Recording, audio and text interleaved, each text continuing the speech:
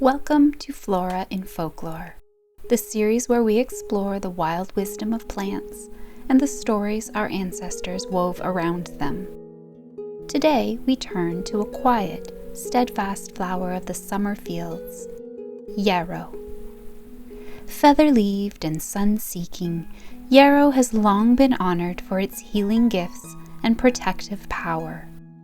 Known to some as soldier's woundwort, to others as the herb of the heart, it has walked beside warriors and wise folk for centuries.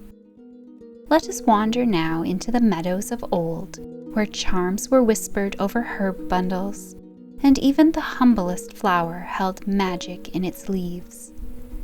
In the full light of summer, Yarrow stands quietly among the meadow grasses, its slender stalks rising with unshakable grace, crowned by flat clusters of white or rose-tinted blooms. Run your fingers along its finely cut leaves, and you'll find the scent of earth and old medicine. Though it may appear delicate, yarrow is a plant of deep endurance, carrying in its fibers the memory of field healers, warriors, and wise women who once trusted its gifts beneath open skies.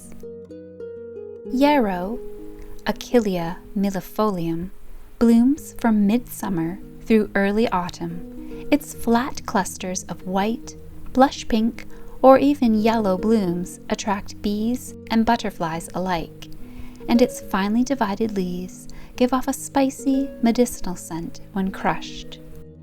Native to the British Isles and much of Europe, yarrow has also made its way across the seas and now grows wild throughout North America. It thrives along roadsides, meadow edges, and sunlit clearings, wherever the land is left a little untamed. The name yarrow comes from the Old English Yarrow, and its botanical name, Achilea, harkens back to Achilles, the legendary Greek warrior. It is said that Achilles carried yarrow into battle, using it to staunch the wounds of his soldiers. Yet long before its tale crossed southern shores, yarrow was already revered in northern lands as a plant of power. It appears in the ancient healing charms of the Anglo-Saxons, and it walks beside the leech and the cunning woman in their quiet rites of remedy and protection. In Old English leechcraft, that is, the art of healing, yarrow was one of the honored herbs, named in the 9 herbs charm, a spell of healing spoken aloud by wise folk as they prepared salves and draughts. It was used to stop bleeding, ease pain, and drive out poison and fever. In Norse and Germanic traditions, it likely played a similar role, gathered with care and used alongside incantation. Yarrow was also a magical herb, burned to purify a space, tucked into satchels for protection, or brewed into teas that invited prophetic dreams. A sprig placed under the pillow was said to reveal one's future love, and girls once plucked it from the meadow while whispering rhymes to bind the hearts of their sweethearts. In the Scottish Highlands, a young woman might whisper, "Yarrow, sweet yarrow, the first I have found, in the name of the virtues I pluck thee from the ground. As thou dost wither and dry away, so may my lover's heart decay." It was a charm of longing and letting go, a spell to summon true love or banish a false one from the heart. Yarrow's reputation as a protector runs deep. It was bound into amulets or hung in doorways to guard against ill-wishing, lightning, and wandering spirits.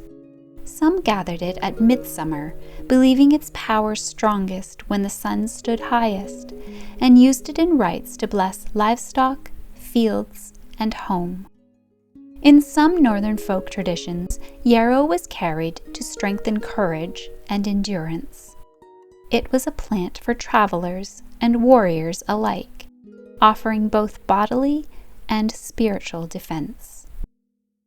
The wild meadows of Britain and Northern Europe have long played host to Yarrow's white blooms, and so it finds its way into poems and country lore alike. Known as nosebleed plant for its astringent gifts, and military herb for its battlefield history, Yarrow was once as common in the herb garden as it was in the hedgerow.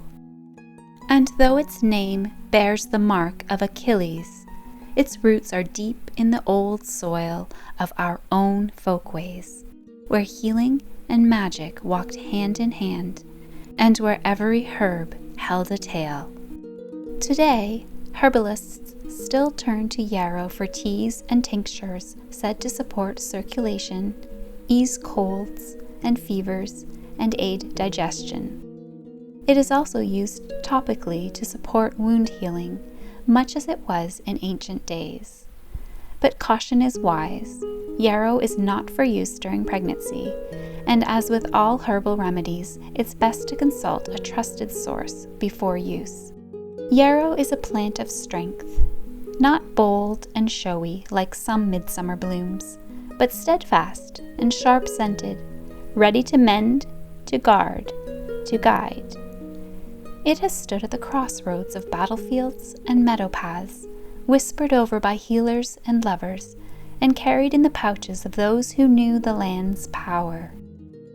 To walk with yarrow is to remember that the wild holds wisdom, that even the humblest plant growing along a dusty road may carry the memory of our ancestors in its leaves. Thank you for gathering here at the Folkkeeper's Hearth. If you've ever encountered yarrow in the wild or used it in your own practice, I'd love to hear your stories in the comments below. Until next time, may the herbs of the old ways keep you well, and the lore of the land guide your steps.